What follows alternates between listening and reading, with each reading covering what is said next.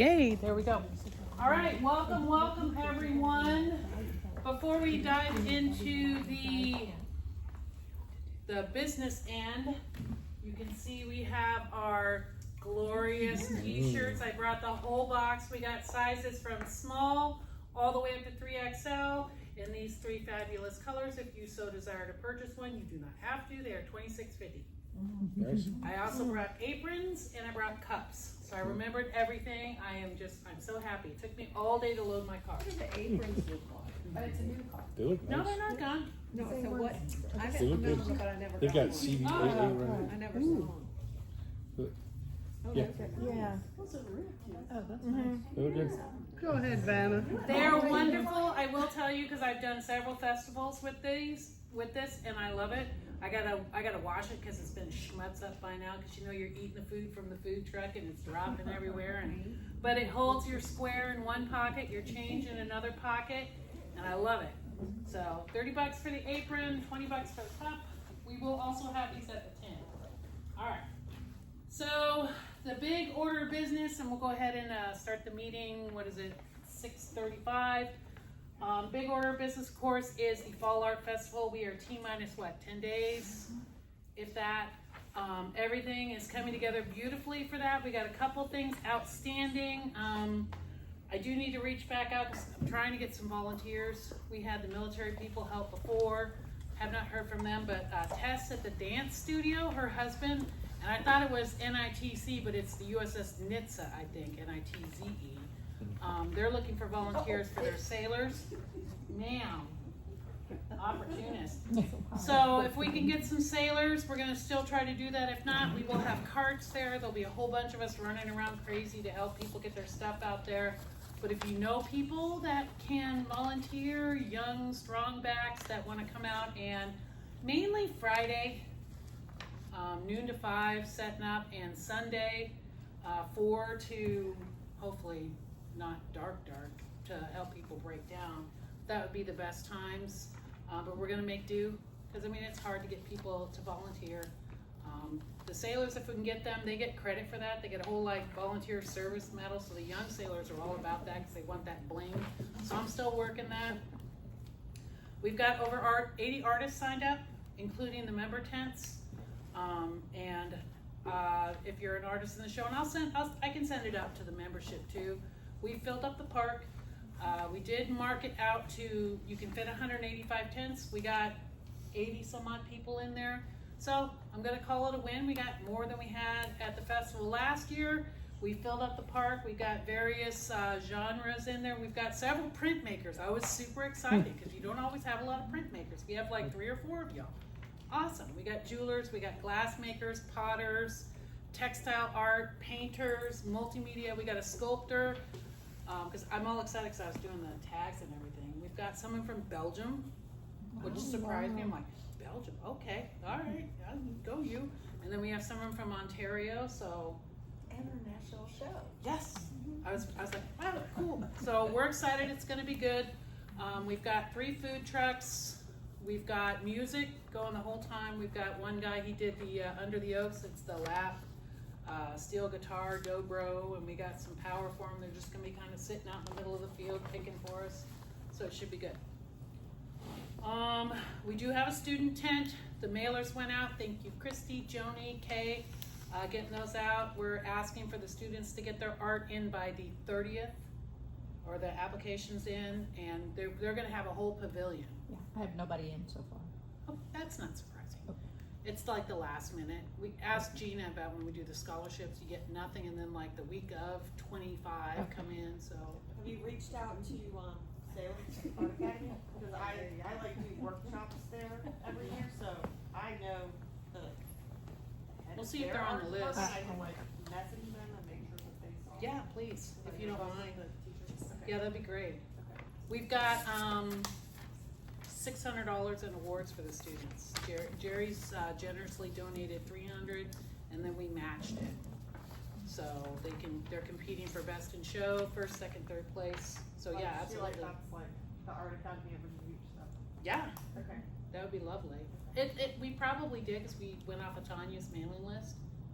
Okay. I'll just remind everyone. That would be great. Remind your students. have it up here, so, yeah. The application, if you know someone that wants to apply, it's on the website. They just gotta click on it and they can download it. It is the current one, we updated it. Is there an age limit on that? Middle and high school. So we're doing, and there's 2 categories, so we've got awards for middle school and for high school. All right, so out by the door, if you, there's flyers to send out. There's also, signs. Terry graciously volunteered to go put signs at all the neighborhood entrances. I know there's 25 signs, so Terry gets first pick, and then if we have some extras and y'all wanna grab one and put them out. The QR code on all of our signs, all of our flyers goes right to the website, to the page for the show. And I'm updating that daily with new stuff as we get sponsors, I gotta put the, tomorrow I'll be putting the map and the index up there that people can click on, and get to that. Again, t-shirts. If you want one of those, not required, but they're available. We're expanding our sponsor base. Everyone say thank you to Ellen and Kay, big clap. We've actually pulled in quite a bit of money for the scholarship fund and then a couple of sponsors for the show itself. Ellen and the team have pulled in $1,500 for the scholarship program. All right, yes, So and I you- would just like to say, If you want to most donate. generous artists, if you would like to donate to the scholarship fund, that would be great. Because we do not have the big sponsors this We don't. year. Next year we will. And if we put the money in the scholarship fund, then our funds from the show Mhm. we can use for operating expenses and Yep. not so much the scholarship. And you really get a tax deduction for that. You do. So, yeah. You get a handy dandy I tax-free still have one receipt. person who's calling me next week, Okay. so we'll see. And there's a tab for that on the website, right? Yeah. There is, you can Donate donate Yeah. directly to You the go right to scholarship the fund. fall Mhm. art festival Yeah. and there's a scholarship Okay. button. And then also at the welcome tent, I'm gonna make a sign with a QR code that can go right, if they, hit them up when they come by, would you like to donate to our scholarship fund? And we'll put a big fishbowl there and you can drop money in but we'll try to get that. And we have lines on some bigger donors, but we just gotta hit them up earlier in the year. This last year, admittedly, we were caught up with trying to get the park going, trying to find the location, and it's a lot to set up one of these somewhere that you haven't set it up before, and a new communities, basically, new reach out and all that stuff, so that took a lot of our time. But now, next year, and I've already told them, hey, we'd love to do it again in the same spot next year. It'll be a wash, rinse, and repeat. So less work goes into next year, more work can go into the sponsors. And then that allows us to set up more things, looking at community outreach, workshops, looking at getting a P.O. box, for example, for the organization, so that it doesn't have to move with the president every time. So that's a goal, because we've been a little hand to mouth, so hey, it's not a necessary expense, it can just come to Gretchen's house, but ideally, because the president is not always gonna be me, the president's not always gonna be the same person, so a P.O. box, an official address for the organization, that's just one thing that we're looking at. And eventually continuing to grow the show, maybe getting to where, we have an office or something, but that's like later on down the road. Right now, we just wanna get to where we're not hand to mouth. We already talked about volunteers, so any questions on the show? Yes, ma'am. I just have some things. Mhm.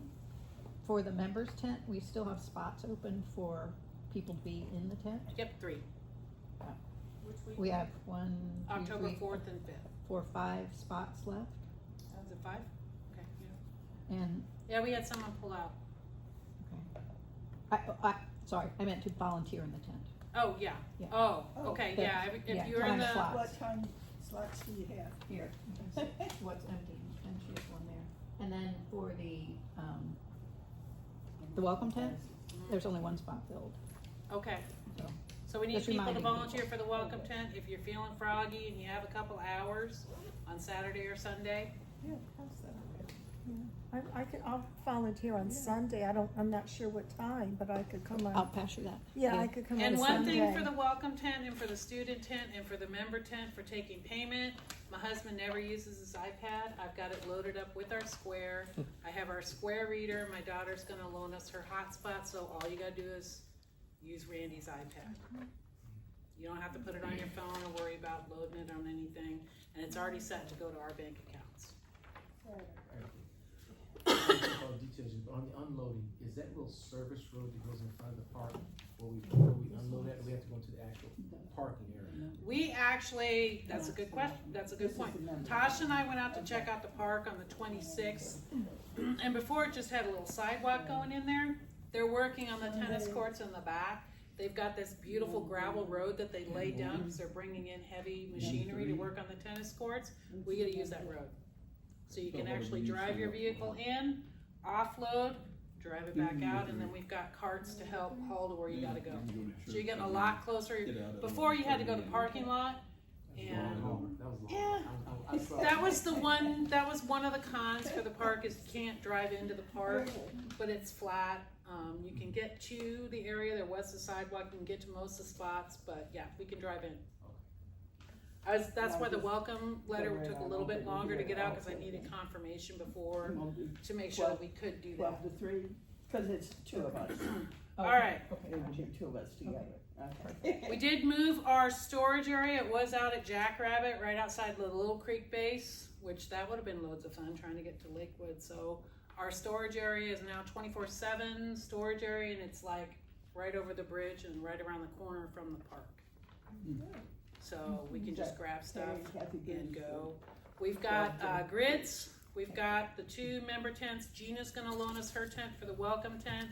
We've got our old tents in there, and I'm gonna tell you guys, they don't look good. Because I'm coming on. They don't look good. I don't think I'm gonna keep them. I put everything in the storage area, but they look like crap. They've been beat up, and I think maybe one of the things we look at, and it'll be something we'll put to the membership, once we get past this and start looking at things that we wanna do in the new year, if we want to invest in another tent for the welcome tent. We've got some old beat up tables I'm probably gonna get rid of, but we got a lot of the 6-foot folding tables, we got the grids, we've got the good tents with the mesh walls and the hangers and everything, so we have a lot of good things in there, but I'm probably gonna deep six the old tents and whatnot, which on the side, Navy people, it's like you hold on to things until you get out far enough away and you just dump it over the sides. Are they the easy ups? They are, But they're not waterproof. and they're old. They're Yeah, old. we I mean, you know can that. tell they've been used. Well, I think we should invest in it, but it's like $2,000 for a good tent. That And- and just watch the artist groups and see if there's an artist that's trying to get rid of their stuff. Yep, and buy one used, yeah. But that, because it is a big expense, I'll put that out to the membership to see if that's something y'all wanna spend your money on. All right, any other questions on the festival? Okay, advertise, please, advertise, we need help. Amy is over there on the virtual. Amy is, and Abby Seals stepped up to do social, so the reels are gonna be going, all the artists that are in the show. They're really cool, they did these, they're much better than me. You can tell when I do something and when someone else does, but I'm trying. But they're beautiful, we're gonna post them twice a week, and they're just lovely reels showing the actual art, what booth number it is. So please share those and get that word out. So we really need some kind of sign up, I think, to get those flyers distributed to stores and things in Norfolk especially. Someone wants to do that? Yeah, somebody needs, I don't know how to do it, but there's this thing called Sign Up Genius where you can just go in there and sign up, and then you could pick them up and sign up and tell us where you're taking Oh, them. man. I don't know how to do it. Yeah. Okay, No. is that yours? No, it's hers. She'll give it She's to me if gonna- I sit pretty. Mm. Yeah, we do need some help getting flyers out. It was in Veer, by the way, your ad was. Was it? Mhm. Yay! Did it look good? It looked really good. Wonderful. That makes me happy. Jennifer at Veer was lovely. They still gotta invoice us though. Maybe go for Yeah. Doubt it. They never I do. doubt it. So I've got some of these I printed up, but I emailed them out, October, and I want everyone to be thinking about it because that's like next month. It's time to start nominating for positions. We have positions, it's president, vice president, secretary, treasurer. I mean, some of us are gonna step up and do, but I left it blank. You can nominate whoever. You know, people might say, Gretchen, we hate you. Goodbye, and that's fine. Board members, committees, there are so many things to sign up for. Maybe you don't wanna do a actual officer position or a board position. Dip your toe in the water for a committee. We've got marketing, we've got sponsors, we're gonna be kicking that hard and heavy. We've got hospitality, we've got scholarship, art festival, we're gonna be starting that right away in January again, because you gotta start this at the beginning of the year. So please think about either nominating someone, please make sure they want to before you nominate them. Don't just say, hey, I nominate Philippa to be on the art committee, and then she's like, no, I don't wanna do it. Usually if you're in the chief's mess, if someone doesn't come to a meeting, they get to be the treasurer. That's how that usually works. So, that's the worst job in the mess. No, it's not really. So please think about that, and we will I'll open it so people can send electronic nominations into. Maybe you can't make it to the meeting, but hey, I wanna nominate this person, and I will read them out. The only thing I ask again is please make sure that they wanna do it. I don't want someone to be like, ah. And then we'll do the actual elections in November. So please plan to be at the meeting either in person or virtually in October, and either in person or virtually in November. Because if you're not there to vote and you don't vote, what's the rule of thumb? Don't You count. can't Complain. complain about it. So I don't want to hear no bitching if you ain't there and you didn't vote. Okay? That's all I'm gonna say about that. We are almost done with the business end. We got the grant. Norfolk Arts Commission is wonderful because you can only do a percentage of what you make during the year, and we actually made more. $4,913. We don't have the check yet, but they gave us everything we asked for. Last year we only got, it was a lot. It went to our scholarship fund. We got $2,500. We asked for 3,000 something. This year they gave us everything. Wow. Oh, good. So make sure of course I put that nice social post on there, and we're gonna make sure and call them out every time we can, because City of Norfolk has actually been really, really good to us with the festival, with the park, with the grants. And then they also share all our stuff. They help us advertise, so I can't say enough good stuff about the Arts Commission, but that was cool news. We got that, last Friday I had to sign that contract. And then again, we have the YouTube channel. If you look at the agenda I emailed out, the link is there. Please forgive me. Yay, you got it. There we go. Yes. You can subscribe or whatever you do. We're gonna get better at it, but we're posting it up there so people that cannot be here, we'll try to get some other good content in there. And then one last thing before we move into the presentation also, I've tasked the board, we wanna do some strategic planning in November also, in our November board meeting. So if there are things that you would like the board to consider, or stuff that we wanna go after, some things that I'm looking at is, I like to do some more community projects, some more community engagement. What can we do that's a little more outside facing? And then professional presentations for us. What can we do to make that would help our group as well? So think about those. You don't gotta come whisper it in my ear right now, but if something pops in your head, you wanna shoot an email. I know Deb sent a really good one about the small business market for us as a fundraiser. You can email those too, and send those along, and we'll make sure that we're getting that included in the plan, because I like to have stuff kind of in the bag early in the year.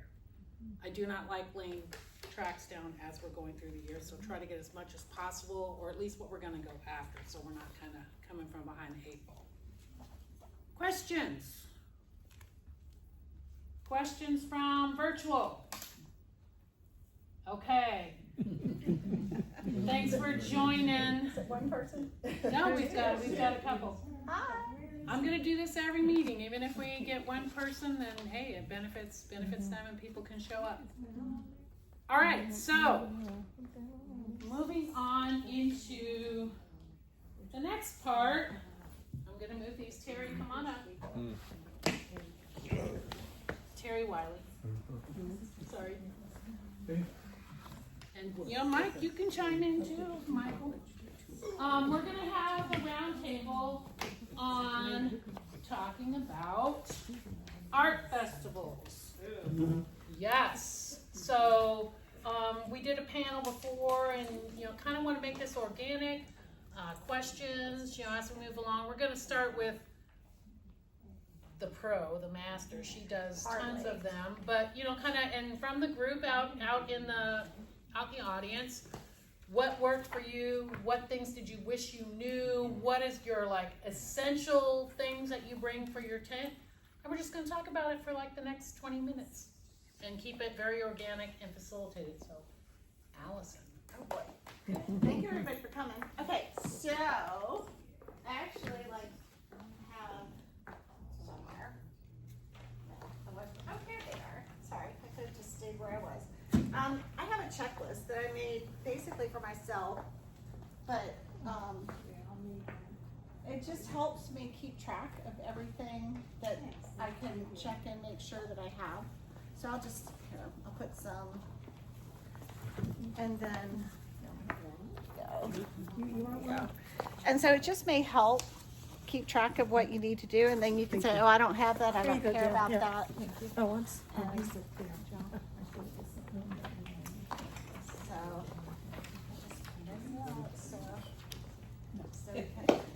And I always take too much stuff. If you know me, that's kind of thing. But the other thing that I do that's helpful is I have these little tubs and I keep stuff in them. Q-tips and things, and always have pens but keeping them in the little tubs helps me keep better track of it because I just have a bin. So it's my art show bin, and they all live in there. And then, so this type of, so if you have a heavy duty tent like the light dome, you can take the heavy duty bungee things and you can use them as hooks for your heavy paintings. And so I'll hang them on the D-ring, so I'll loop it around.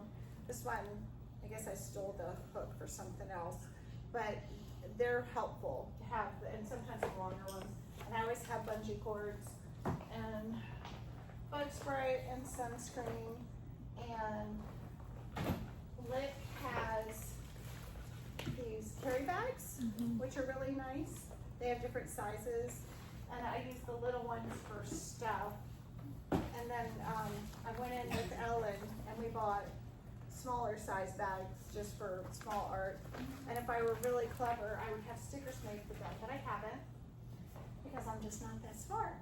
And then I have a battery, a Jackery, so it's a rechargeable battery.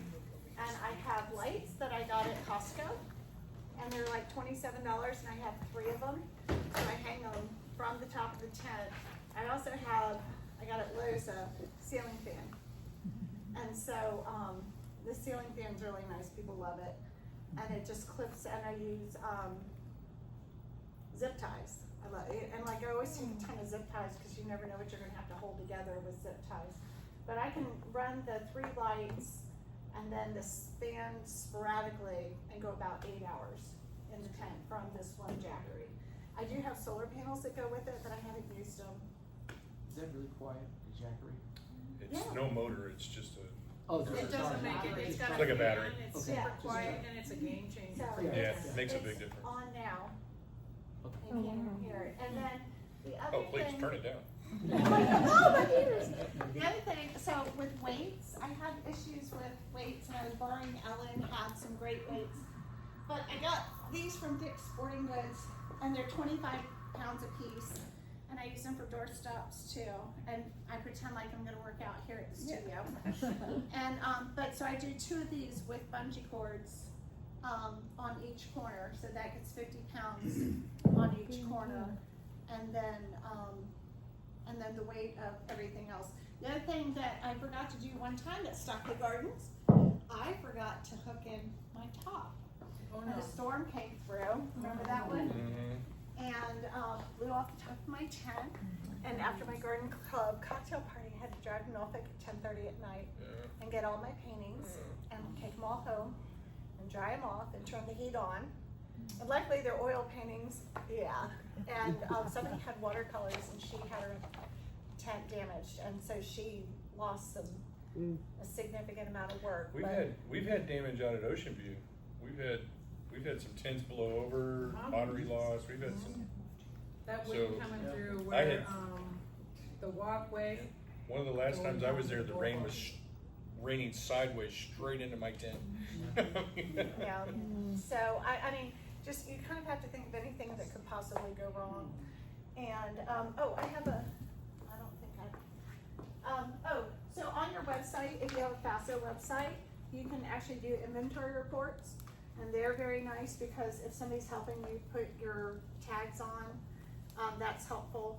I also just use Avery labels and I put them in little Avery plastic doohickey things and I hang those up. But I always take extras in case something happens or I forget. And what else was in here? Yeah, so the consignment sheet thing too is nice because like also with galleries, whenever I switch things out of the gallery, I take my old consignment sheet and then I change it on my website. So when I go, I say, these are the 5 paintings I have for you. These are the prices. It's got photographs of them. what's the FAFSA website? Oh, Fine Art Studio Online. And it's a website platform that's An artist designed website. just for artists. And it has a lot of services. And my daughter's been mining FAFSA this week. She's starting a business, but she's also slightly unemployed, so she's my assistant right now. And so she's like learning all about FAFSA and how to use it, how to leverage it, and she has a degree in economics and marketing, and she has worked for advertising agencies, so she's got a lot of skills. And so she's like doing all my Facebook ads, and she's I'll hire scheduling her and all to do that. some work for me. She's looking for business, so I can give you her number. So if you're looking, but it's nice because even if it's right before a show, there's so much to do. So, if you're like me, I'm in big production mode. I told my husband, I said, I'm busy every single day. No dinner parties, no anything. You can barely like sneeze and go figure out dinner because it's just, I always feel like I don't have enough. And so I do make myself kind of crazy. So try not to do that, but good luck. And yeah. How many of you is gonna be your first outdoor art show? Anybody? All right, so everybody's done one, right? No, me. That's good. I'm in the This member your tent. first- Yeah, member tent, Just in that's a member good tent. way Okay, to, member tent. member tent Great- is a great way to great get feet way wet, to yeah. dip your toe in the water. So I mean, everybody's got like a different level of experience. Some people are starting off with just like an easy up tent. Some people have, Like steel that. frame, Yeah. dome light tent. And there's everything in between. I can tell you that I still use an easy up. I have a dome light, but it's heavy and it's a lot of work to carry and set up and all that stuff. And so I do like 4 shows a year. I used to do a little bit more. But here's some things I'll tell you that I learned. First, I got a mentor and I went and asked about a bazillion freaking questions about, art shows and what to know and what you need to do. And so I learned a lot just observing and listening to what other people had. So first thing I'll tell you is, you got to know what equipment you're going to be using. And most people start off with like a grid system to hang their artwork on. It's the cheapest, most readily available kind of thing. I call them the finger pinchers. They will pinch you like there is no tomorrow. And there's pros and cons. They're adjustable, but they're hard to adjust. They're cheap, but they're hard to transport. There's all kinds of different, and you're dealing with uneven ground. It's hard to stabilize them. One little bit of wind will come and knock everything over. So using things like the bungee cords, or I like to get those wire ties and zip ties. I use a lot of those. But I started off using the wireframe stuff to hang all my artwork on. And then I started looking for a different presentation system. And so I'd say the 2 most common out there are like the mesh screens on the sides of the tent. A lot of people have those. There's pros and cons to that. It's lightweight, easy to use, easy to put up. Hard to hang heavy stuff. But that's the issue, is if you have any heavy artwork, it's like hanging a heavy thing on a cloth, and it starts pulling and falling, and it'll lean forward. I use It's- the frame of the tent for the heavy stuff. Yeah, Yeah, and they so use, Flourish, the company that makes the mesh panels, has, they're like metal hangers that hang from the like Yep. bars. and that's great. That's what I have. But I'm gonna tell you, I've seen a ton of people have these mesh screens, and Low. they don't have all that stuff, and the little bit of wind that blows, and all their paintings will go flying. So I'm not saying they're bad or good. I'm just saying what to expect. If you get, I wanted those when I first started out, and I decided to invest in pro panels. So I bought pro panels, which I've now had for about 6 years. Pro panels are great. They're adjustable, but I would recommend, if you're going to buy pro panels, consider buying the knockdown pro panels. They're the half size, so they're easier to transport. I've got the full size ones. You need a truck or a van or something to transport them with. And then you got to think about your hanging system. What are you going to use to hang them with? There's all kinds of different hanging systems out there. There's wire hanging systems with hooks. So I can tell you, when you start talking about cost, the pro panels cost me about $2,500, and then the hook system, the hanging system that I have, that was almost another $400 or $500, and so it starts adding up pretty fast. So you just got to think in terms of how many shows am I going to do, how often am I going to be doing this, what's it worth to me to invest in all this stuff. Now I have a very stable display in my tent. My artwork doesn't blow around. I've never had my tent blow over or and I've seen a lot of tents literally pick up and take off. Like, if you haven't seen a tent fly 30 feet in the air, I guarantee you it will happen. Chesapeake Spring Show. Yeah, several times. Right next to me. Yeah. Right across from me.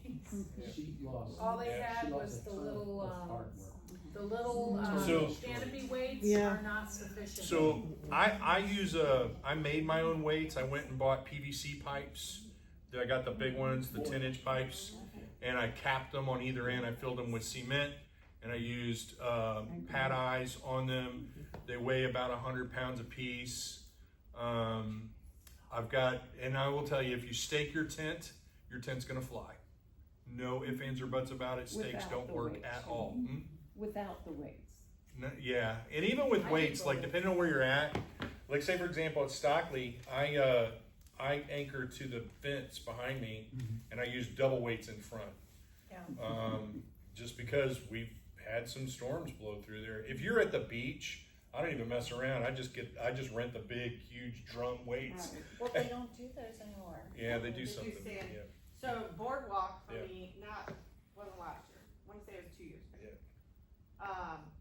I was like right in the breezeway. Yeah, Like, that's right rough. in the It's a building. That's a tough place to And be. we were having Winter. like 50-mile-an-hour Yeah. winds, and it was blowing straight into my tent. And I have the mesh walls. I have a trim line, so I have a steel frame, heavy tent. I had more than 100 pounds of weight on the front. I was done to the boardwalk in the back, and my tent, it was like racking side to side. It wasn't like Yeah. up.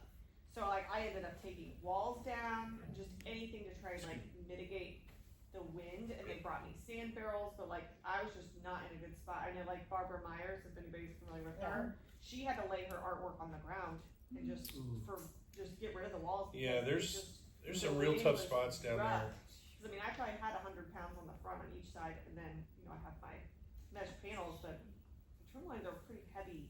Yeah. They are. tent, but like Yeah. the blowing One and of- everything, it was bad. One of the things with the pro panels is you can anchor them to the frame of the tent, and then everything hangs on the pro panels. So by the time I set my tent up, there's more than 1,000 pounds holding my tent down.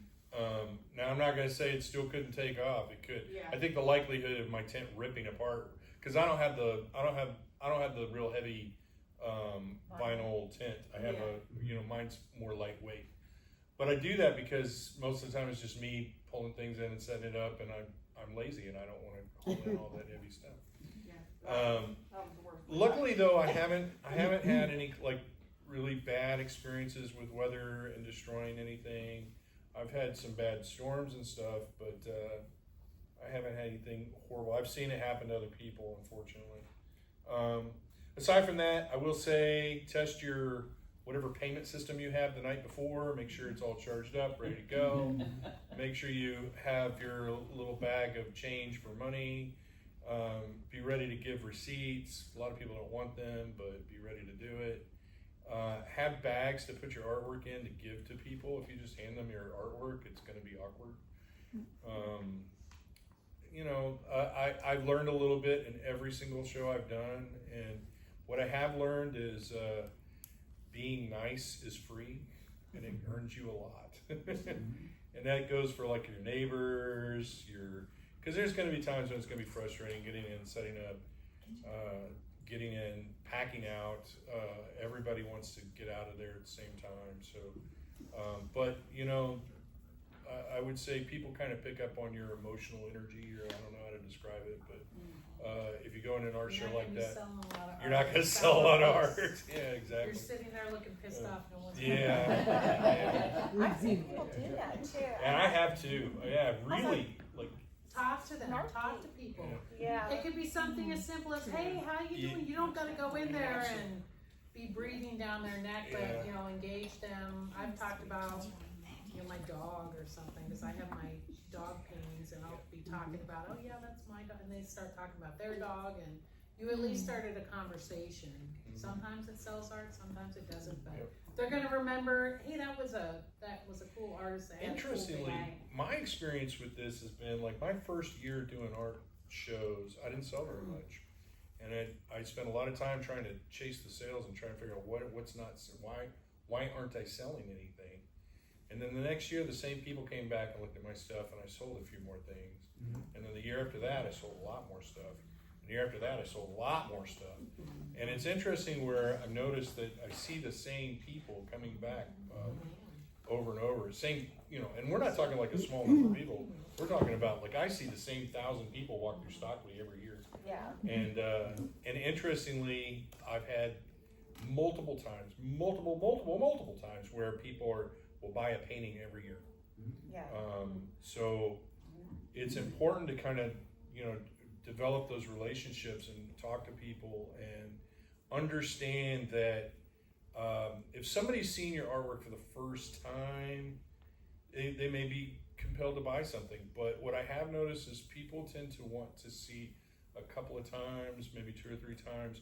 And I have had people come in and go, "Where's your painting of whatever?" And I'll be like, "I sold that last year." And they were like, "Oh!" I've had that happen a bunch. Yeah. I had a lady come back and make me recreate one that she saw that I had sold. I have a guy who comes down from Fredericksburg every year, and he picks a painting, and if you looked at him, you would think that, he's a little bumpkin who lives on a farm, and he comes down with his pickup truck and his wife, and he's, and he brings a big old wad of cash, and he bought a painting, he goes, "Is cash okay?" And I said, "Sure." And he counted out 35 $100 bills. Wow. And it was awesome. Yeah. The other thing I think a lot of people who are new and haven't done very much of it tend to do is undervalue their work. Oh my God, that's such a good idea. They sell so when you calculate out how much money you have in your materials, your paint, your brushes, your canvas, your frames, and I tell people, this is not just about the artwork, it's about this tent, it's about the pro panels, it's about the battery, it's about the, it's all of that has to be calculated in. And when you take a painting and you sell it for $200, and it should have been a $700 or $800 painting, you just made, not only did you not make money, but you gave your work away for free. And you paid them to and you literally paid them to like your work. And it's tough, it's hard to hear, but the other thing I noticed was, especially at certain shows, this isn't true for every show, but like Stockley, Mocha, a few others, if your work is underpriced, people won't buy it.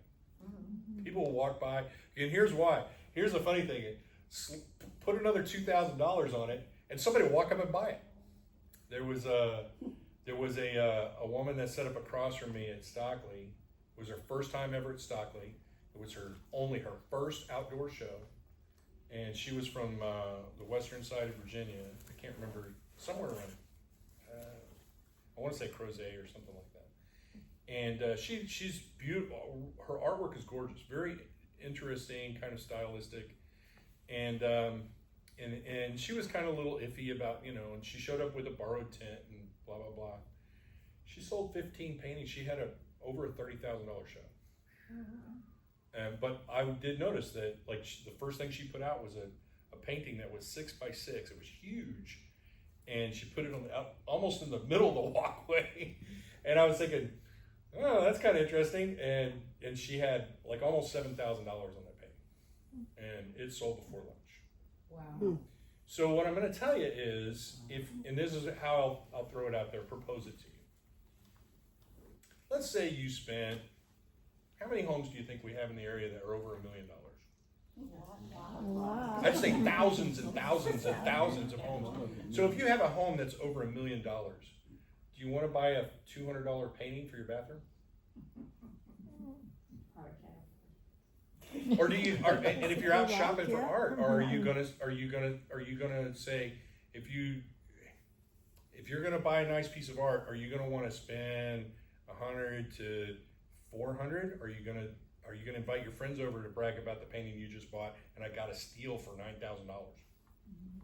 And I'm gonna tell you, that's exactly how it plays out. So if you don't value your work, don't expect anybody else to. I think that's some of the best advice I ever got.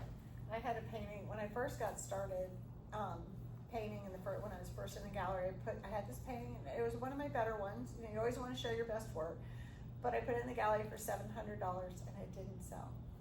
Like 6 months, you know, and then I took it out of the gallery, and then I didn't have a lot of inventory, so I put it back in the gallery. I put it in for $1,200 and it sold like within a week. Same painting, same frame, everything. That, you know, so I was because if you don't have a price point that's commensurate with your experience and the quality of your work, then it shows that even though you may be a talented amateur, you're still an amateur, and somebody who's a collector is not going to buy. I mean, every once in a while they'll say, oh yeah, but usually they want somebody that's established and has confidence in the value of your work.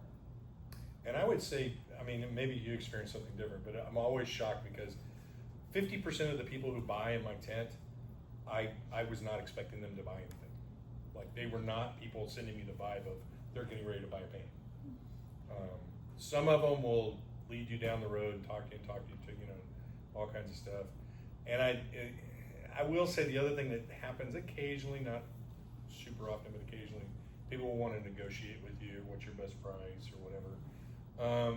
You know, if that's the case, I'll leave that up to you, but in most cases, I don't negotiate a whole lot. I'll just say the price I have is my best price, you know, and that's what I value it at. The only time, like, if somebody's buying 2 paintings, Yeah, that's what I was about to say. I'll give them 10% off. Yeah. And I call it my collector discount.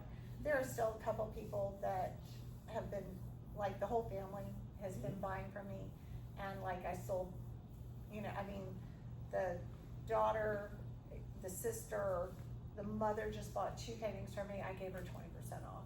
Yeah. And I hung them, and I'm ordering her picture lights, and I'll install those too. And that's another thing too. I always, you know, picture light, there are a variety of them, but explain to people when you hang your painting, you know, you can even, like, there's a little stick that you can get. It's like a little light stick that you can get from like Lowe's.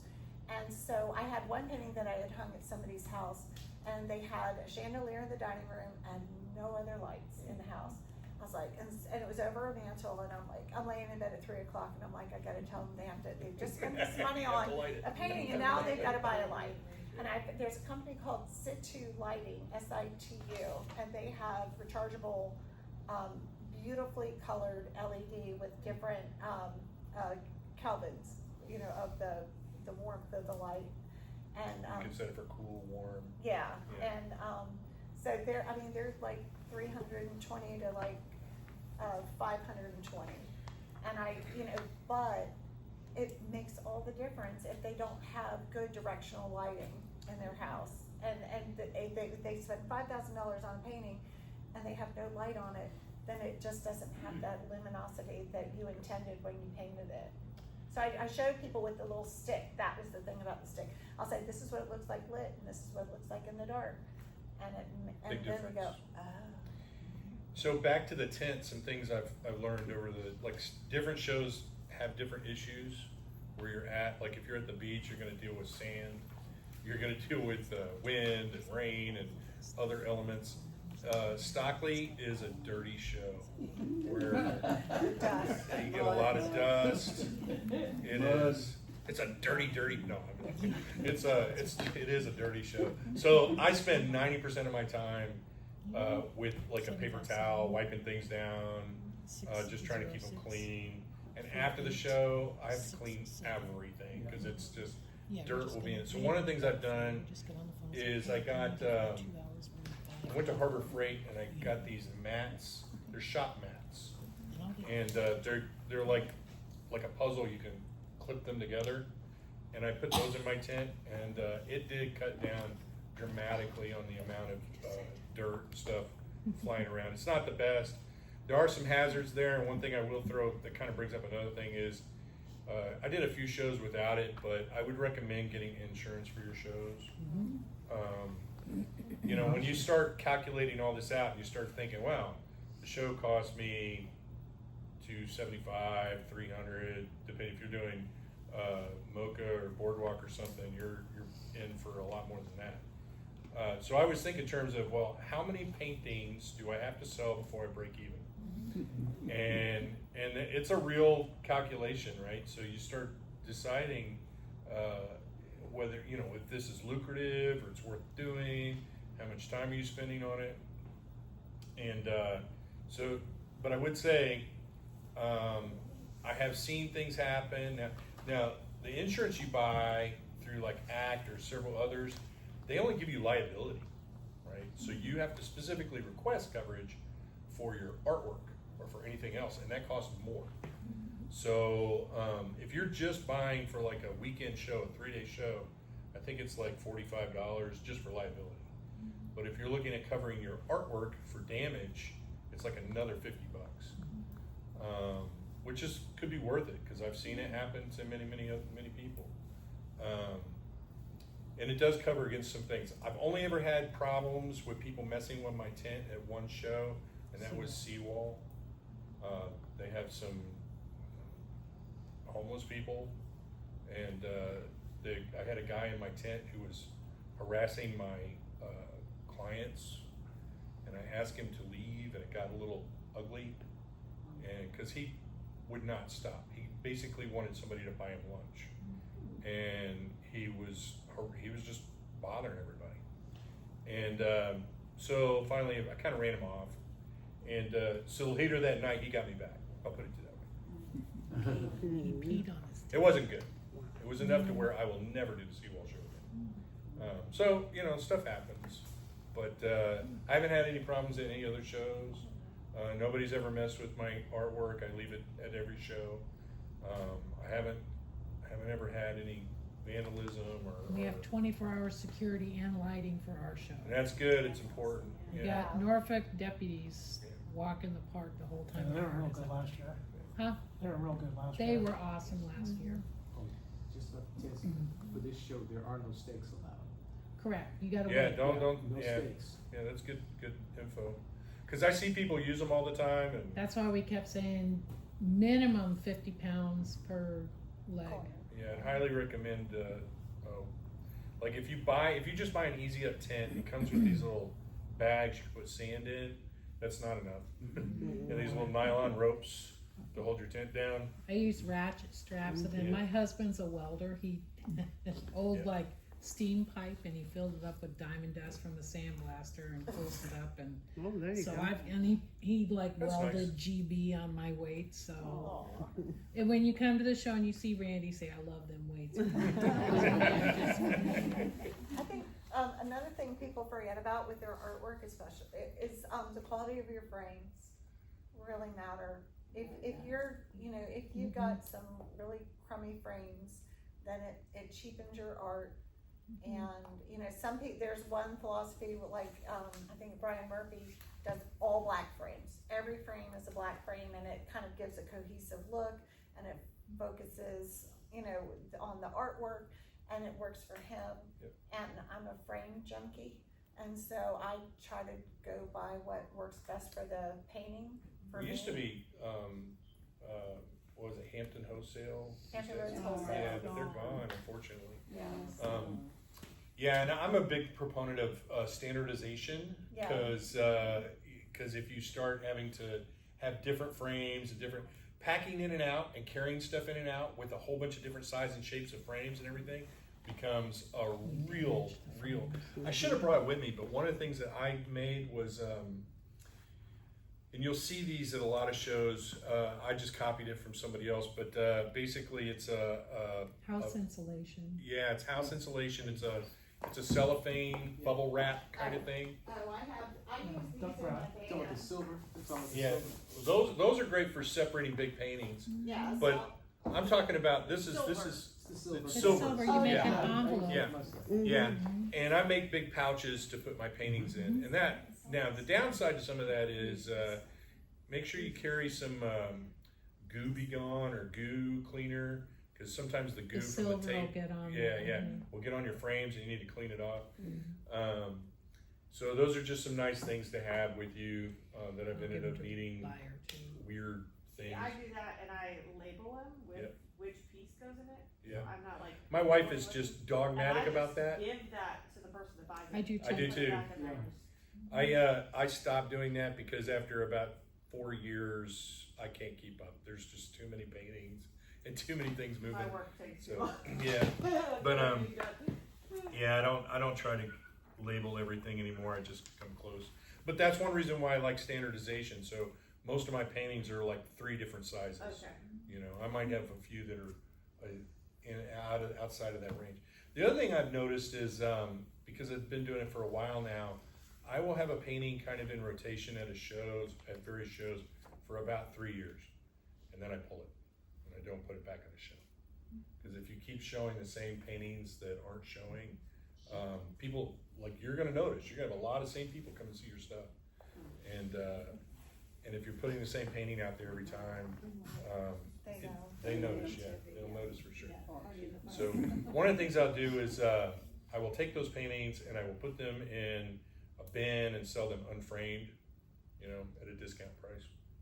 So if you go in the studio, you can see the Post-it notes. Those are ones that are coming out of the frames, and that they are, they're just, and some of them are 3 or 4 years old. Same thing, Or if I think it's not, hopefully you grow over the years, and so the quality of your work should, Changes, changes and evolves, and if it's, and hopefully gets better. And so, but some people, they want one so bad, they're happy to be able to get, there are artists that they'll post them like on Instagram, and they'll have like 8 paintings, and they'll have all the prices, and they post it up for like 2 days.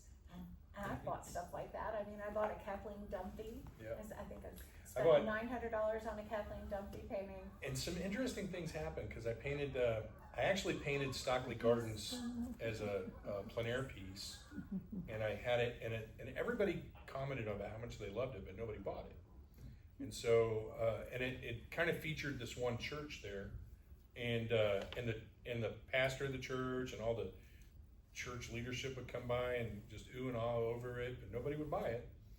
And then, after a couple of years, it had been in a couple of different shows, so I took it out of the frame, put it in the thing, and the pastor came by and saw that it was in the discount bin, and I'm like, I just gave it to him. Here you go. Just take it. And he loved it. He got it, went and got it framed and put it up, and he comes back every year and tells me how much he appreciates that.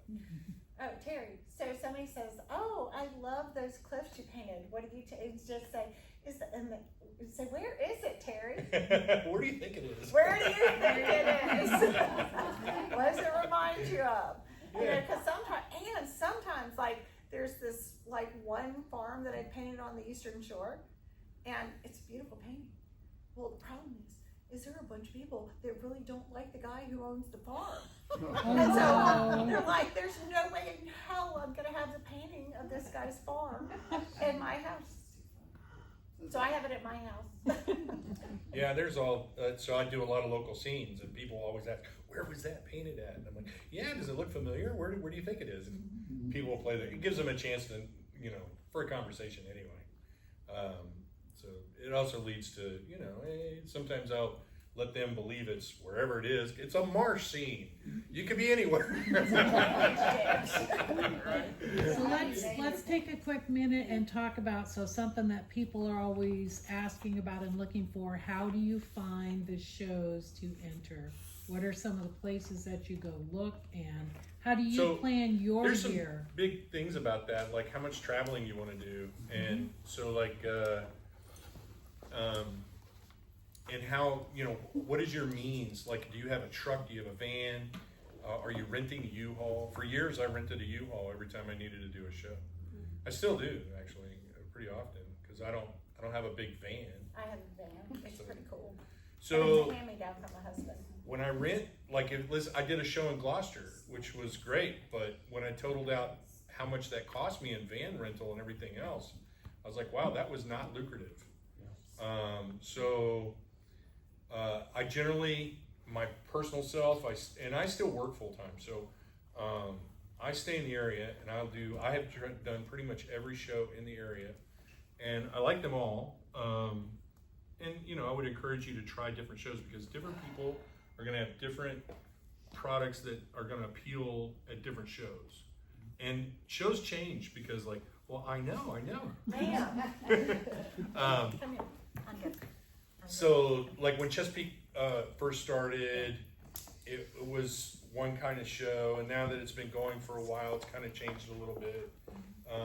Don't like that they got the crafts in the middle. Yeah, I think it's It takes gotten away more, from us. you know, and Because people have their budget for Yeah. what they're gonna buy, and if they're gonna buy a $20 But that's kind of my point. tchotchke, they're That's- not buying art from me. yeah, that's my point is, at that show, if I was an artist who had a lot of smalls and my price point was low, you'd probably sell a lot more.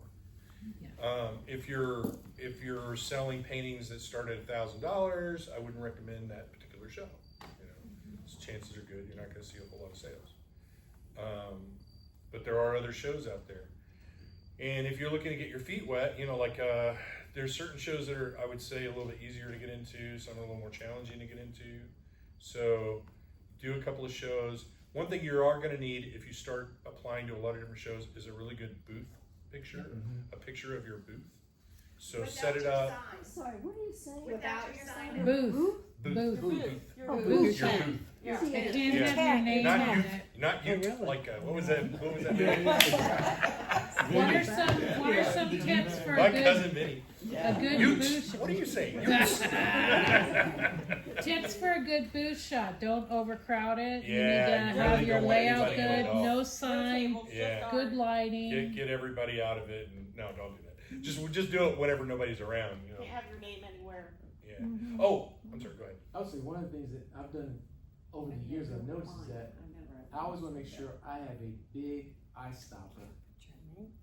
Yeah, you want a Because catchy. You over want time, something I that start will draw people small, in. And people just kind of Yeah. walk by and look, and everything looks the same. Then I said, let me put a big one in there, Yeah. and people walk and they'll Look at the stop. painting. Yeah. Then they'll look around, then they'll walk in. I would agree. Yeah, have an eye-catching painting out front. Something, you know. Actually, I like it in the back, because then Yeah, they go 'cause it'll draw into your people in. booth. They Yeah, can you walk see in, it from yeah. the street, and they And go then you into walk your right booth. But it has to be visible from people going by. Right. You want people to come in and take a look.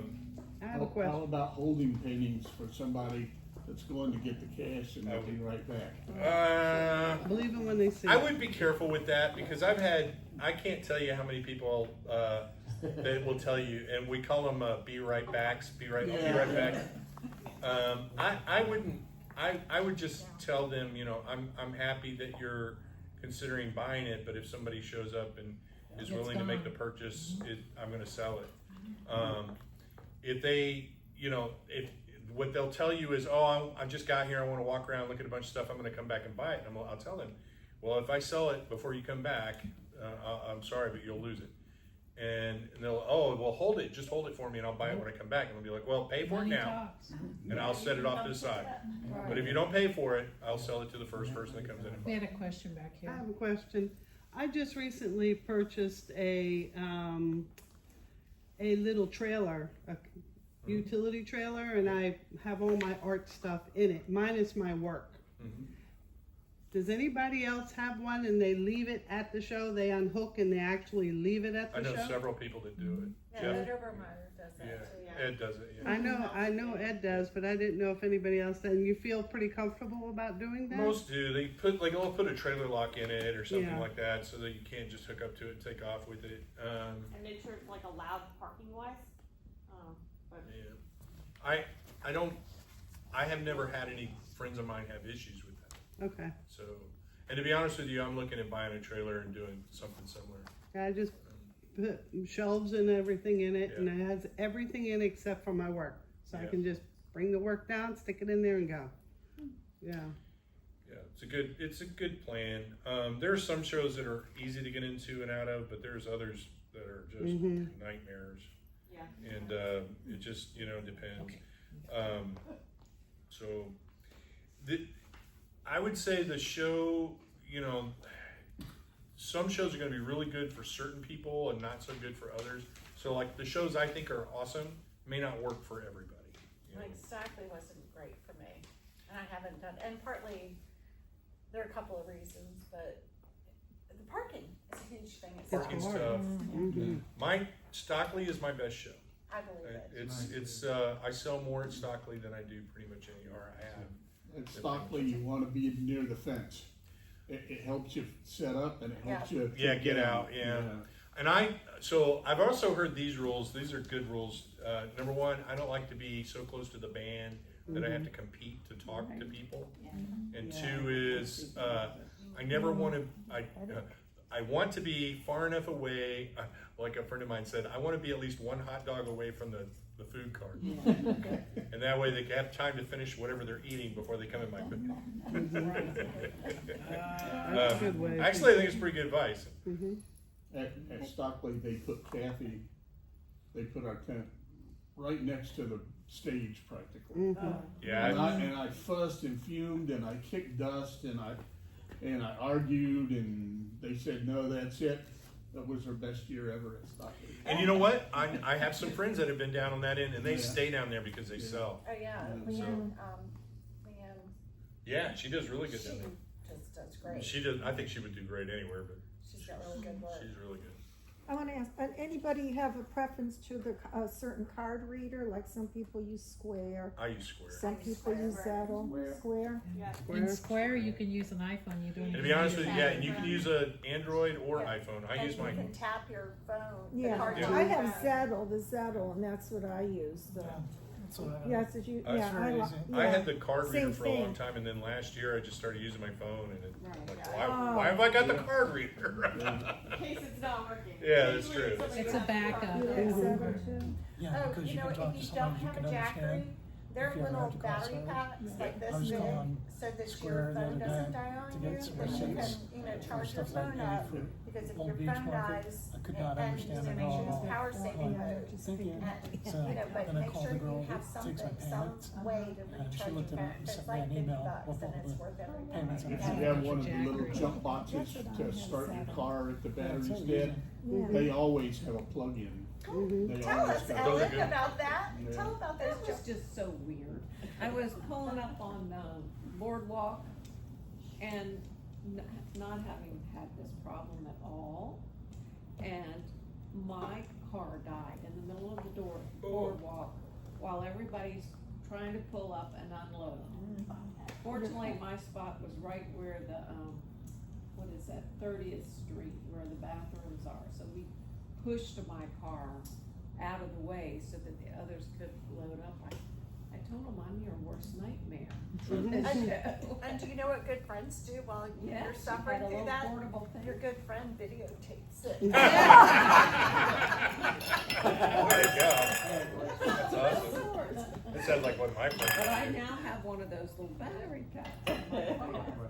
This is Terry suffering.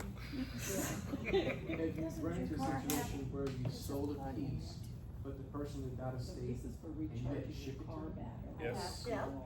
Cause I had, one time I had a real, Yeah, I know. cause I didn't Yeah. have the packaging, I had to like create something. Yeah, so if you are gonna ship out of state, FYI, and but that's a good thing you brought up. Because I didn't know what the cost was gonna be. It's gonna be a lot. It's gonna be a lot. Yeah. So I always tell anybody who asks for me to ship it to them that they will have to pay the shipping, no matter what how much it is. And I will tell them, I'm only gonna give you what I think is a ballpark, Right. but, when I get it, I will take a picture of it and send it to you, and that's how much I expect you to pay for. Okay. It's like And the $250 to packaging too, they gotta $500. Yeah, the Mhm. packaging The is gonna be, if packaging you is sell a huge. framed painting that you're gonna ship, like I You need ship, a crate. I've shipped several things to California, Hawaii, I've shipped stuff as far as New Zealand. Oh, wow. And man, I'm gonna tell you, by that time, people are real happy I sell watercolors and I can take them out of their frame and put cause it gets expensive. So there are actually some, was it Yeah. air float boxes? Yeah, those are- And yeah, those are- that's what you those are need. nice. One time I had a 24x48 painting that I had to ship to South Carolina, and the box, like from FedEx to do it was gonna be real, like $1,000. Stupid expensive. Stupid expensive. Yeah. So what I did is I got a bicycle box. Yeah. Yeah. And I took that green foam and I packed it all out and I had it in a frame, and then I put on both sides. So I used the green foam, and then I got what's the thin underlayment, like mahogany, like for at the hardware store. Oh, And they're like 8 yeah, inch yeah. Yeah. plywood. Mhm. Yeah, So like there's a, I can't remember the word for it, but anyway, so I like it's underlayment. built a box in my box and then put the painting in there, and I got down fine. I've And entered a lot of TV boxes. national shows and whatnot, and a lot of, if you're entering a show, like let's say for example, I was in the Southern Watercolor Society show, I've been in a couple other national shows, they will specify specifically what box you have to put it Yeah. in. We It's bought crazy. air float Airflow. boxes Yeah. Well, just it for was, that. we knew if we bought them, we wouldn't get in. I know we shouldn't have bought We them. shouldn't have bought them. It But happens. we're ready. So, well, the But I other haven't thing, used it more than once, Yeah. fortunately. so the interesting thing is a lot of times when you buy things, you get discounts for volume. So like when it came to the air float boxes, there was a discount, like if you got more than, if you got a certain number of boxes. So Ellen and I put our order in together and ordered the air float boxes and saved some money. And just like with the bags that we got like from Uline or something. Yeah, and And so we Uline makes a split. good box now. They do, too. they've got a lot of, that's a good resource for boxes. They do. They've been too. sending me their catalog. What do you think is your best show? Boardwalk. Boardwalk? That's fine.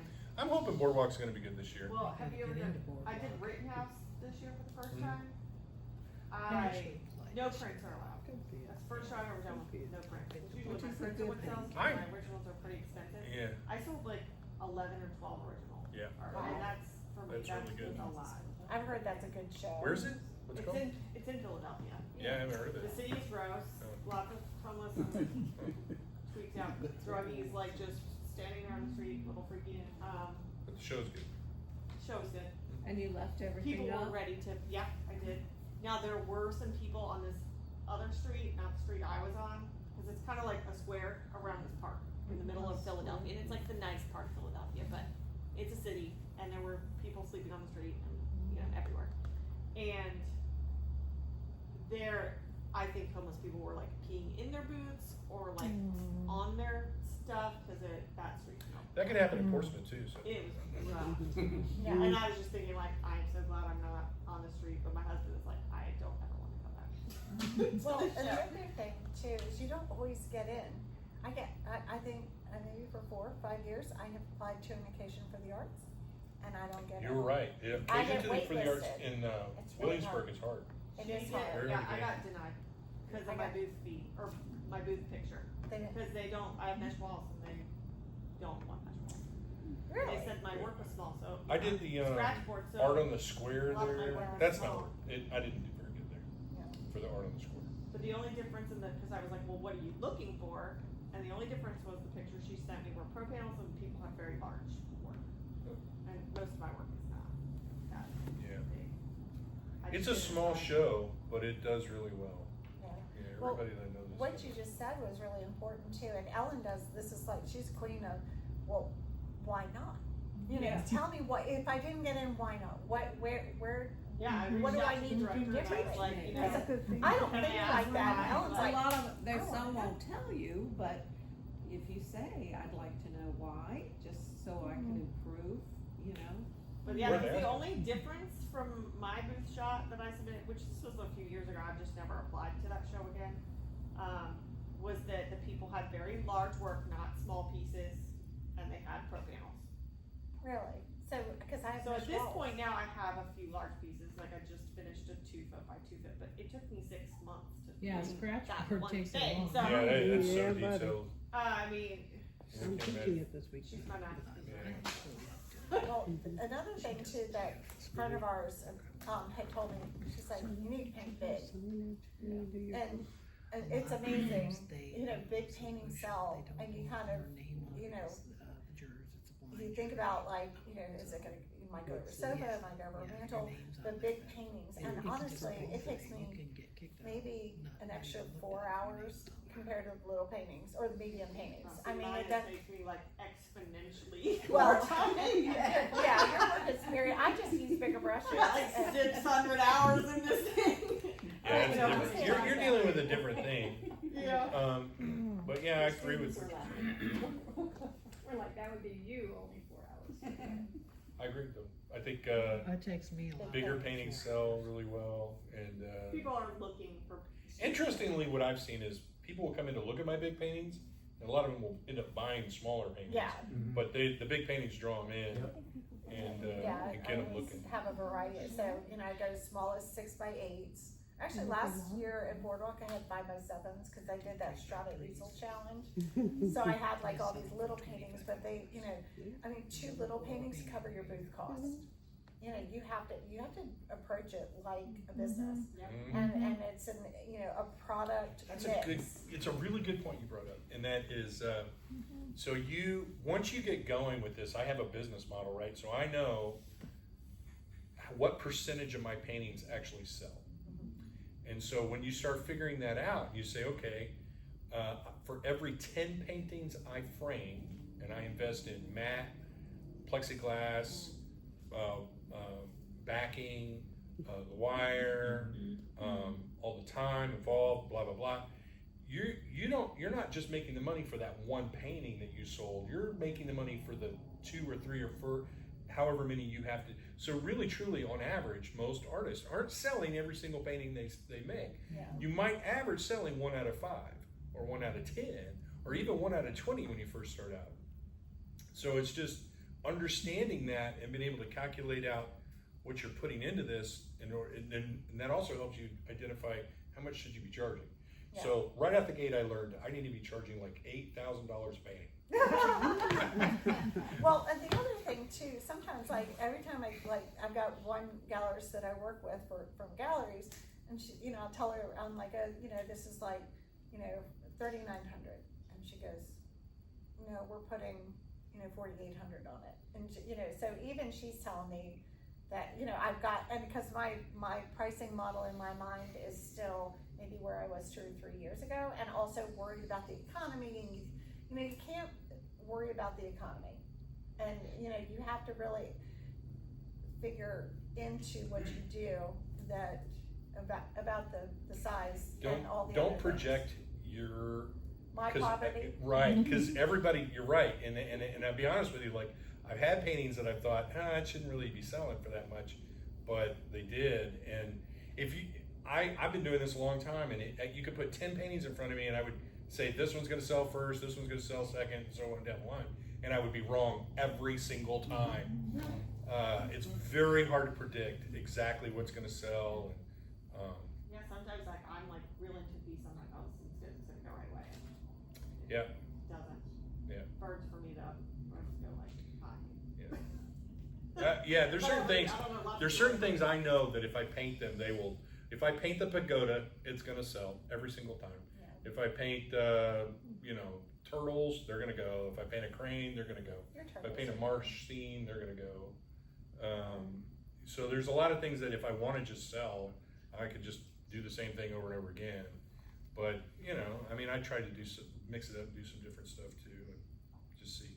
Sometimes it's just a matter of keeping at it until, you know, you'll develop a following. Mhm. You'll develop people You that get enjoy, collectors. collectors, that enjoy what you're doing. So keep going at it. I do believe this. I do believe that whatever style of artist you are, oil painter, pastels, whatever style you paint in, there are people out there who will appreciate it. You got to find them and market to them. Good points. Another thing, this is a kind of a dumb one, not dumb. So I did Arts in the Middle in Urbana over the summer. How did you And, do there? huh? How did you do I that? did okay. I did It wasn't, horrible in Urbana. Val covered her costs barely. Yeah. And we also, like, all the volunteers had disappeared for takedown. And Val and I are like, I'll help you and you help me and we'll be fine. We don't need our people that always help us. Oh my gosh, we were dying. We were exhausted. We were like almost the last people out because we had to take 2 tents down and pack up. And we had packed 2 people's body of work in one van because we took one van. But, wait a minute, what was my point? I'm sorry. Urbana. Oh, just that, Talk about the show. little kids come, you know, take the time to talk to little kids that come up to your tent. And they, you know, and I ask the kids, you know, like, which one do you like? You know, what painting's your favorite? And people look, you know, they're shocked that I like take the time to listen to what the kids say, because they're gonna tell you the truth. But at Urbana, they had a really cute thing where the kids were all given ribbons. And they would go around to the show and they would give their blue ribbon to the artist that they liked the best. And I got 4. And I was like, I got them. I think they're over there with my other ribbons, you know. But I got 4 ribbons for It's a kids. ribbon, how Well, cute. I always give out the little scratch paper Yeah. for kids, cause you know, I'll be telling people like what it is, and I stamp my info on the Yeah. back of it, cause they're gonna take it home and then maybe they'll be thinking about me later, I don't know. That's really good. But I swear sometimes you'll get a kid that's just so into it, cause I'll have my actual tools and a board too that Yeah. people can try, and they will just spend like half an hour, and my mom's like trying to drag them away, I'm like, well, I'll sell kits, and then I sell a lot of kits to kids, even though it's like more of an adult kit. You bring up a good point, and that something that I do at almost all the shows is I'll paint while I'm there. I'll set up and paint, and I'll almost, I'd say 50% of the time sell the painting off the easel. Yep, I did one in Rittenhouse and I sold it, I wasn't even done with it, and then she was like, I wanna buy that, and then I had to ship it, you know, back to Pennsylvania, but I do think like people seeing you like work Yeah. gets them like interested and, you know, intrigues them. It's not for everybody, but I find that it's very helpful that people love to see you do that, and they get interested, and they'll ask you a lot more questions. And the more people engage with you, the more you're gonna sell, almost guaranteed. Yeah. And on a smaller show like an Occasion for the Arts, yeah, not an Occasion for the Arts, Arts in the Middle was a small town show. And so I probably could have painted during that one, but Boardwalk Art Show, because absolutely everybody I know. Oh, you can't. And I could not, I didn't stop painting. The other thing, wear comfortable shoes. I did something stupid. I wore my cute cowboy boots like 5 days in a row. And on the 2 days after the show, I ruptured my plantar fascia. And I was in a boot for 6 or 7 weeks. I was on a scooter for 4 weeks and in a boot for another 4 weeks after that.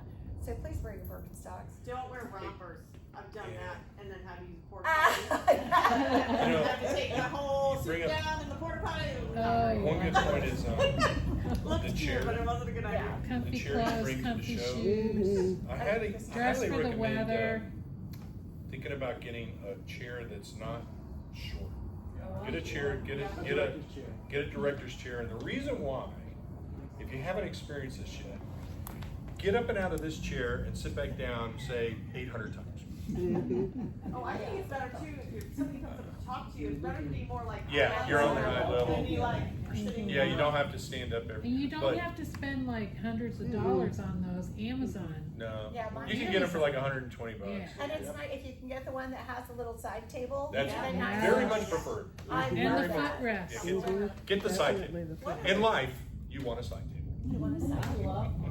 Yeah, so the other thing too, and I've seen that, so I was at the American Sight and Marine Artists like convention, it was really cool, and there are all these artists, some of the best artists across the country. And there's like one artist, and like she's wearing like paint stained clothes. Like, so people forget that this is your profession, and we do this even when we paint plein air. Like I usually, like I have some black dresses that I got from Costco, they were $16 a piece. I'll put my stupid necklace on, you know, and I go out and paint in something that looks like unprofessional.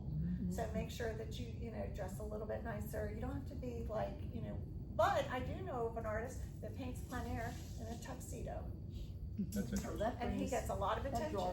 I'm sure they Well, will. that's his thing. So, but it matters, like how you look too, you know.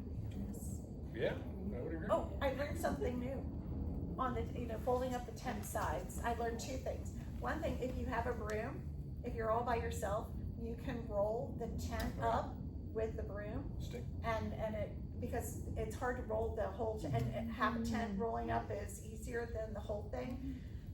And then the other thing, a Girl Scout came up to me last time and she said, fold this side in and this side in, and then roll it from the middle, and it went up a lot easier. I said, because you're alone. All by a yourself, lot, yeah. all by yourself. Kind of goes up cleaner that way. I know. Yeah. Goodness, you're just not getting enough attention. I would just say, look at other people's setups. Yeah. I've gotten Learn a lots lot, of like yeah. ideas Yeah. and just You'll learn a lot. inspiration on certain creative things that they've come up with to deal with certain problems that I think we've noticed. But I like looking at other people, like what other people are doing and how they're setting up, or their signs, or you know whatnot. I think that's really helpful. The most important thing is get out there and do it. You know, if you're not doing it, you're not gonna learn anything, you're not gonna progress, and you know, you're gonna find reasons not to do it. When you learn what works for you, the more Yeah. shows that you do. I will say these outdoor art shows, so I've done a lot of gallery shows, I've done a lot of all kinds of, like I've submitted for all kinds of shows. The outdoor art shows, I sell 100 times more paintings at outdoor art shows than anything else. Yeah. I mean, Like I have a studio at the art center.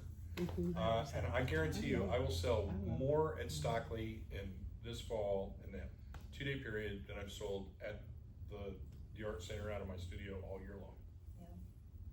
the other thing is, so I actually, because I keep stuff at Beach Gallery, and I've got a good relationship with Jackie, and I go in there before boardwalk and I take my paintings out, but here's the deal, like there's a painting that I sold last week that I pulled out of the gallery, and I'm writing her a check when I see her next week for her commission, because I took, it was the time, the frame that it's in her gallery, even though I'm still the procuring cause of sale, I took it out of her gallery, I took it out of her business plan, and I'm gonna pay her, but she will love me, she loves me forever. Because I respect that gallerist relationship, and it's super important that if you do take your paintings out of the gallery, because she knows that she's got a better chance of making more money. If you have a gallery that's working with you and actually supporting you and promoting you and selling your stuff, I would 100% be on board with that. Yeah. But in so many galleries, they take your artwork, they put it on the wall, and they Nothing. do nothing. And so, I mean, my experience with galleries so far has been artwork does not sell in galleries. That's just my personal experience. It's just I something tell you to put what, on. I've been really successful in our art crawl. I think Depends on where you're at. Is I think really the art your crawls home. could be good. Yeah, depending on at your home. Is it my home? Yeah. it's all home. Yeah, we where, like the art. where do you live? Back in Bay Colony.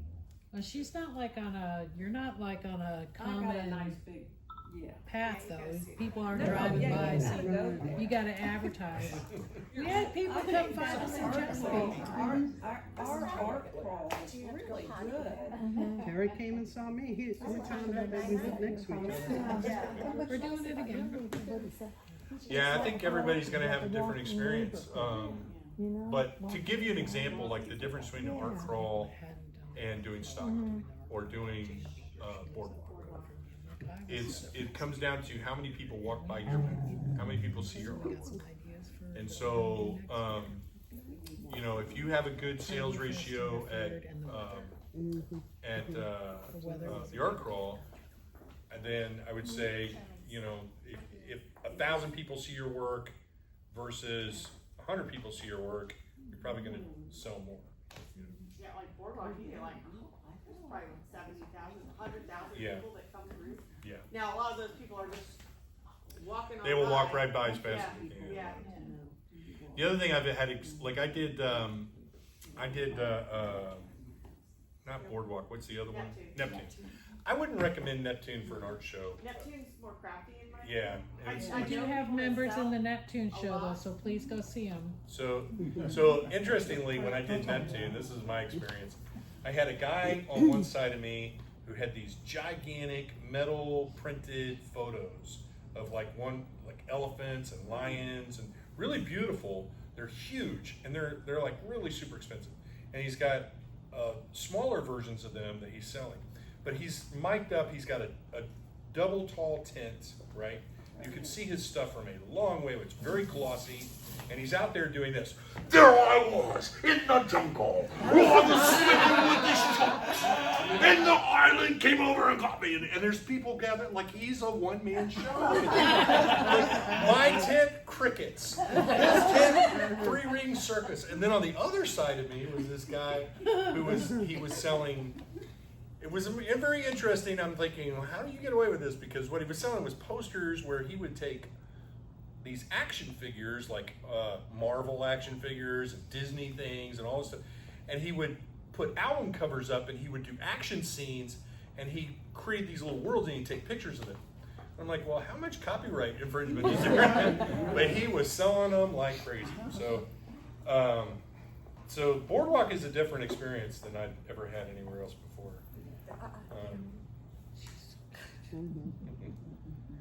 Okay, She's other not food questions motivated at all. or discussion points or? I have Well, you all Go were ahead. asking about how you found out about these shows. Oh, Yes. Oh, yeah. Plenty We of didn't- magazines. sorry, Zapplication is a good one. But There's the- like what's three.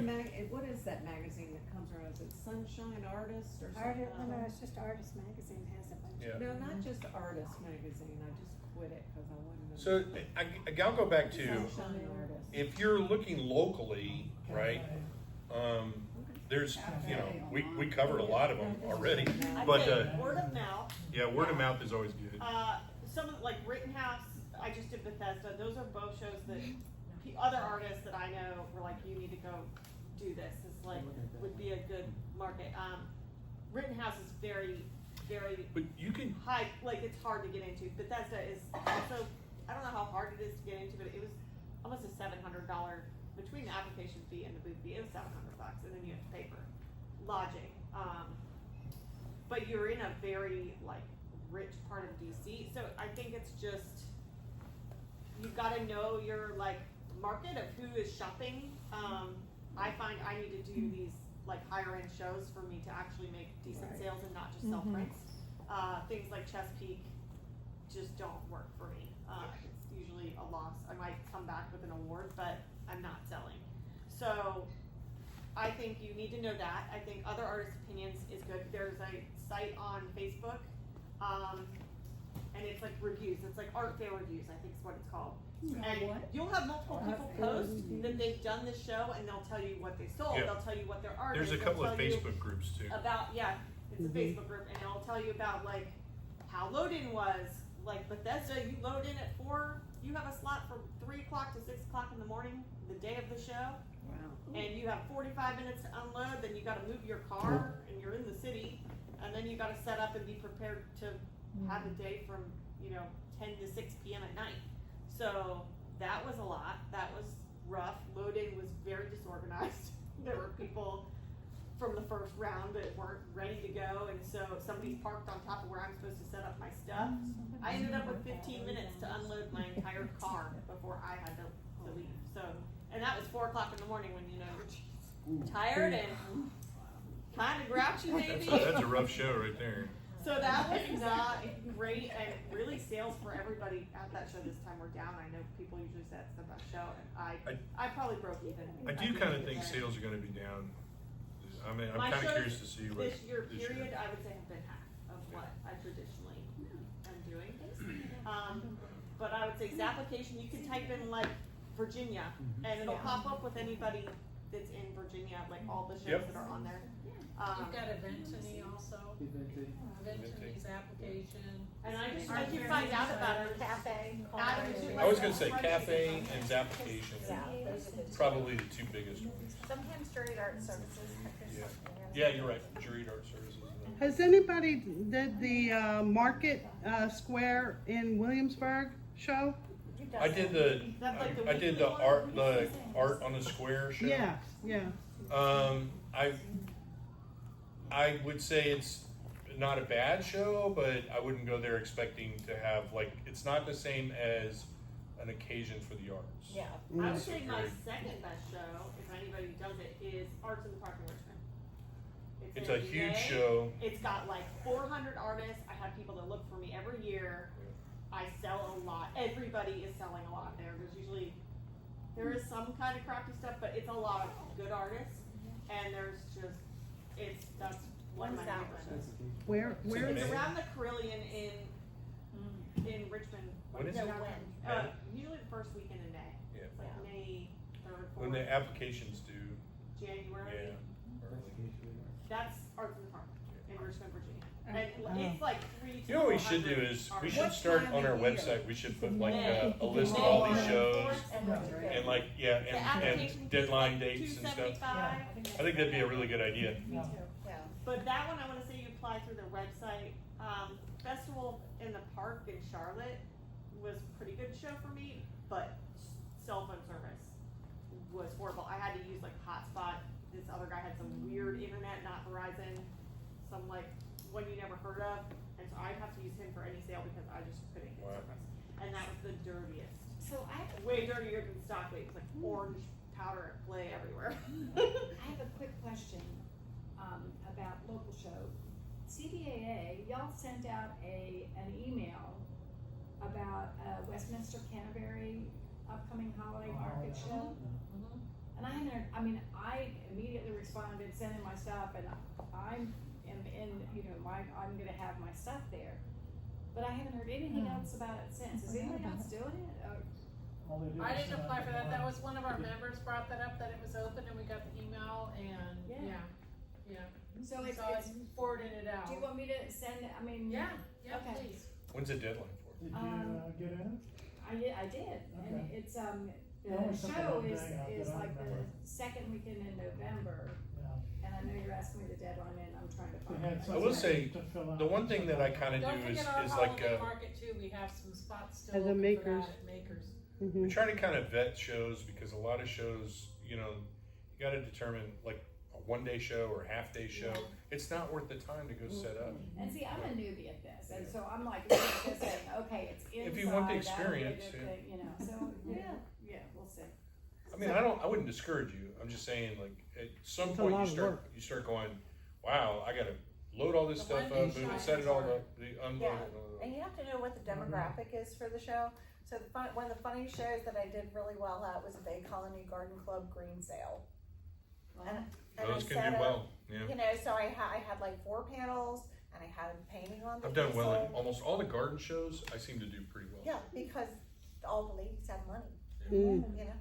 and women You are buy. absolutely 100% correct. Women buy art, men do not. That's true.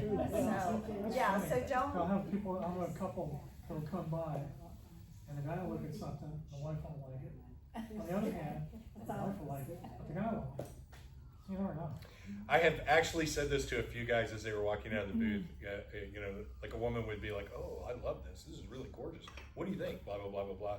And he's like, totally not paying any attention whatsoever. And wants to make points, and they would he walk should away, buy and I'd be like, "Christmas is coming." And he would look at me and go, "Oh yeah, you're right."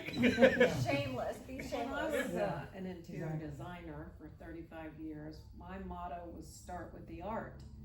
And I would get people to buy original art. But I tell you what, if you offer to take it to their house and say, let's see how it does, and you might even say, oh, I think I have something that might work better, that works, getting it in their house. Yeah, so the lady that I hung the artwork at her house this week, but I took 4 or 5 large paintings, we put them up on the wall and looked at them in the space, and the one she thought she was gonna buy, she didn't get.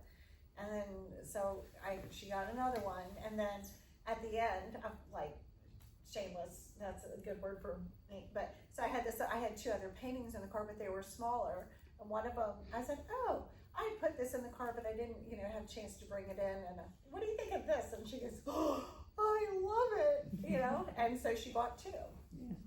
Yeah.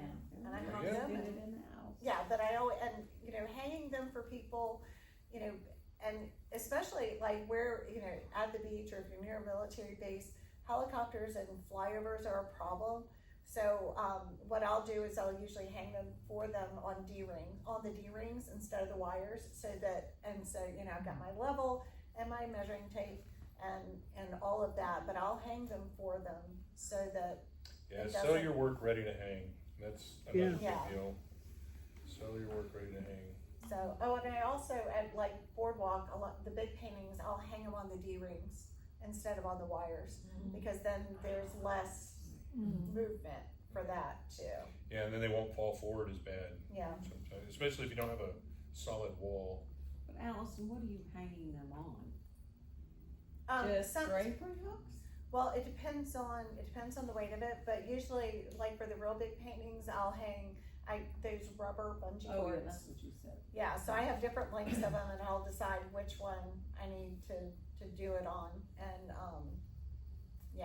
because it's just they're too heavy, especially on some of the big heavy frames that I have. It's too much to hang on the walls. So. Good stuff. Yeah, I wish I had something like this when I first started, because I had to figure it out. I had to figure a lot of stuff out on my own. Well, then I will say if a question comes up or whatnot, if you guys notice or something comes in, I'll forward it out to the hive.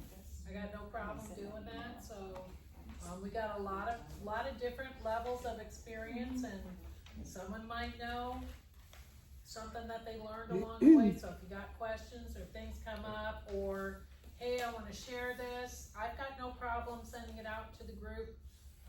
And then maybe we can get a question answered, and we'll continue to do these forums. I like the organic discussion. I think, you might not think about it on your own, and that'll trigger another question, so we'll continue to do this. One last thing, I've tried this 2 different ways, or, I try things all the time. Labels, and putting out your labels and your prices versus not putting them out. I used to put prices and labels on every single thing. I don't do that anymore. Because people will ask you, how much do you want for that? And then I get to talk to them. I get to, tell them about it and go over it and stuff and give them a price. So you Usually, don't put any prices on it? no. Do you know your prices off the top of your head? Yes. Okay, I do not. So one of the things, like I keep all my paintings pretty similar in sizes. Yeah. So I don't have like 2, 3, 4, 5 paintings of the same size that I'm charging different prices on. Right. Because I generally, by rule of thumb, I'll charge by the square inch. That's what I do. And so, now there's been some things I've done, very specific for that I might charge more for, but 99% of the time it's going to be the same price. So, and then usually it gives you get to present it the way how you present something matters, because if you say, well, that's $789 versus, well, that's only $789. Yeah. And you'd be surprised how big a difference that makes, because people will run with that. Yeah. So, do you price it at $789, or just to say it's $800? I do not say 800, 900, 1,000. I will almost always say that it's $795 or it's $995. And the reason why is because that 1 0 makes a big psychological difference for some strange reason. It does. Doug Clark, one time, he was like, He Oh, had yeah. all these random ending numbers, 675, Yeah. 632. And, And I was like, what is up? And so I tried it, it didn't, and then I got confused because I kind of Yeah, have you'll a never sort remember. of consistent, I know that my 6x8s are $295. Yep, exactly, yeah. And so, and it helps because especially if they come and you're not hanging, you haven't hung up ticket, and if you've got, 500 square feet of paintings hung up, like half the time I'm halfway through the show before I get all my tags on. And because even if I try to put them on them before, like by taping them to the back, and you have to make sure that you don't get the tape onto your gilding. If you come by my booth and there's labels on everything, that means my wife has been there. Do you put like titles or any information? Nope, I don't put anything. I'll tell them all about it whenever because it just opens a window to talk about it. It's all it does. It gives you an opportunity. And the more talk you have, the more conversation you have with people, the more you're connecting. And the more you're connecting, the more likely you're going to sell something. And people like a story. I love a story. I was plein air painting, and I was 15 miles from the main road, Yep. and I had. There I was in the outback, swimming with the sharks. I'll tell you, one of my new little things I'm so excited about is Chat GPT. I love it. Yeah. So I have a hard time titling things, but Oh. I will take a picture of it on Chat GPT and say, title this. Yeah, that's That's good. what I do the same thing. All great. these names, Yeah. and then if you don't like that, they come up with another Yeah. one. I have it help me write like artist statements and all kinds of stuff. Oh, yeah. Captions for social media or All right. tags you should use.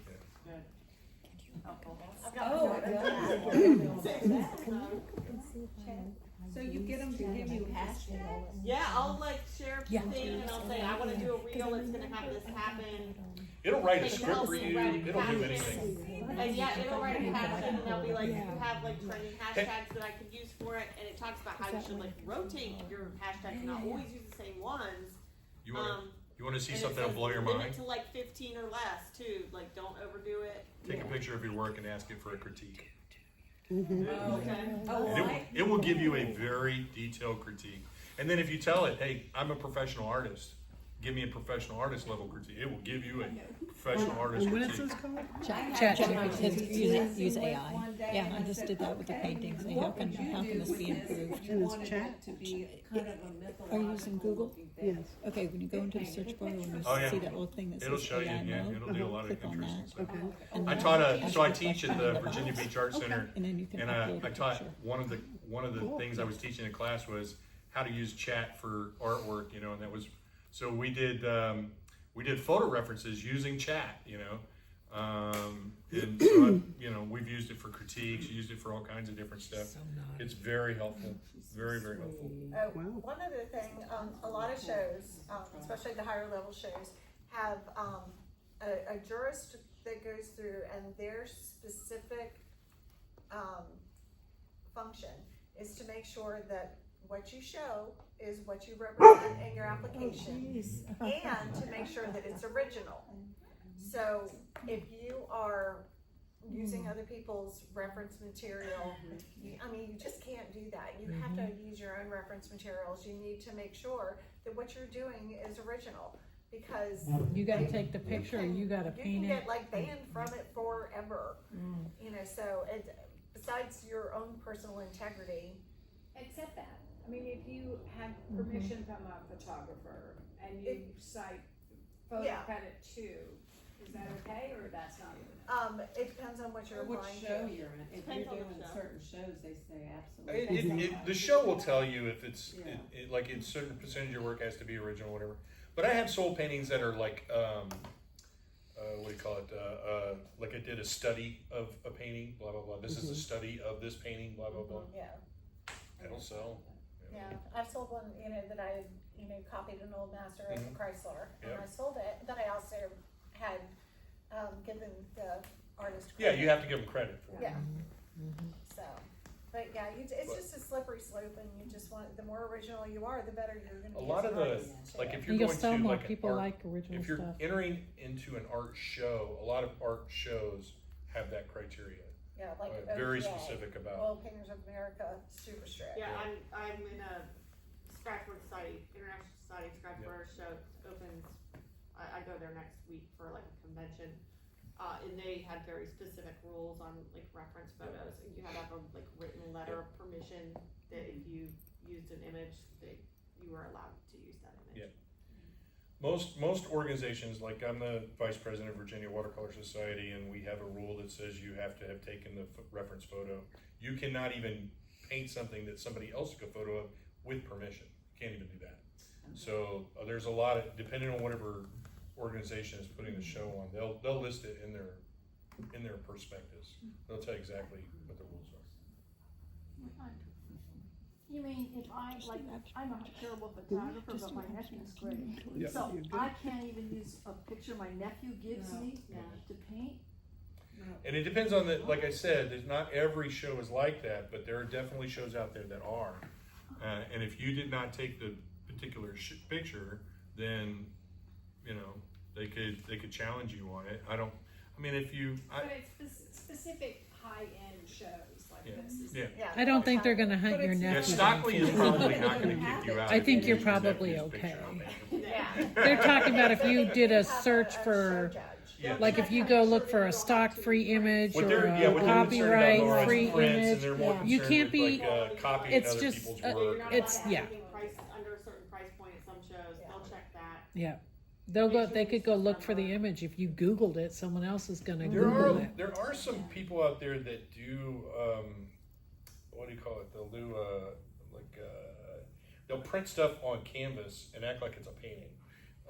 I've seen that happen. I've seen some interesting So I stuff. had this girl, she was at Bethesda. She was weird. She didn't talk to anybody. She just sat in her chair like this the whole weekend. And I don't think she sold anything. But she had, her work was like painted on the computer, then printed, and she'd print like 40, and then paint just with the white. It's the background. And so each one's original, and then she'd like have the person mark it off like when they bought it. But it's like, this is, I don't know if that's like, interesting. it's weird. So she's like, each one is original because she's painted the white background, but other than that, it's just like a print on canvas. It's a reproduction. Yeah, so it was kind of. I think there's a lot of shows. There's a lot of shows that wouldn't allow that. Yeah. Okay, so let's go ahead and wrap it up. Give folks time to socialize. There's some poo-poos over there, so enjoy. Thank you very much. We could talk about this for hours. It was a great presentation, and if you got questions, bring them on up.